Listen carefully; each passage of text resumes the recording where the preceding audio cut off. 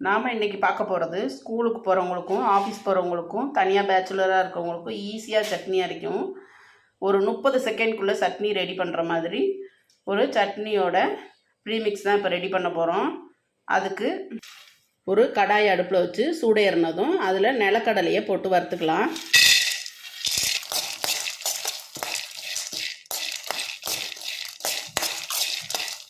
நிலக்கடலை நல்லா வறுத்ததும் இப்போ ஒரு அரை ஸ்பூன் கடலப்பருப்பு,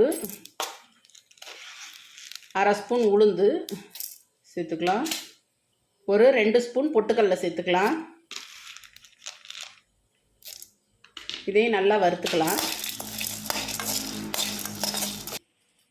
இப்போ இதில் ஒரு 6 பல் பூண்டு சேர்த்துக்கலாம்.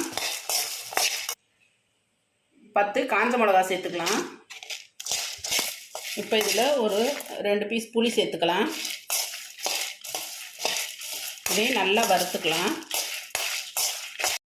இப்போ நம்ம வறுத்து வச்சுருக்கிறத மிக்சியில் சேர்த்து கொஞ்சம் கொஞ்சமாக அரைச்சி எடுத்துக்கோங்க. அரைச்சி எடுத்துகிட்டு பார்க்கலாம். இந்த மாதிரி அரைச்சி எடுத்துக்கணும். கெட்டியாக இருந்துச்சுன்னா நம்ம இப்படி ஸ்பூன் வச்சு உடச்சி விட்டுக்கலாம். இப்போ அடுத்ததாக நம்ம ஒரு பாத்திரத்தை அடுப்பில் வச்சுக்கலாம். கொஞ்சம் எண்ணெய் ஊற்றி அது காஞ்சதும் ஒரு ஸ்பூன் கடுகு சேர்த்துக்கலாம். இப்போ கடுகு பொரிச்சதும் அதில் கருவேப்பிலை சேர்த்துக்கலாம். கொஞ்சோண்டு பெருங்காயமும் சேர்த்துக்கலாம். இப்போ இதில் நம்ம அரைச்சி வச்சுருக்க பொடியை சேர்த்து நல்லா மிக்ஸ் பண்ணிக்கலாம். இந்த மாதிரி நல்லா மிக்ஸ் பண்ணி ஒரு ஏர்டைட் கண்டெய்னரில் போட்டு ஃப்ரிட்ஜில் ஸ்டோர் பண்ணி வச்சிட்டோம்னா 10 நாளைக்கு கூட யூஸ் பண்ணிக்கலாம். கொஞ்சோண்டு உப்பு சேர்த்துக்கலாம்.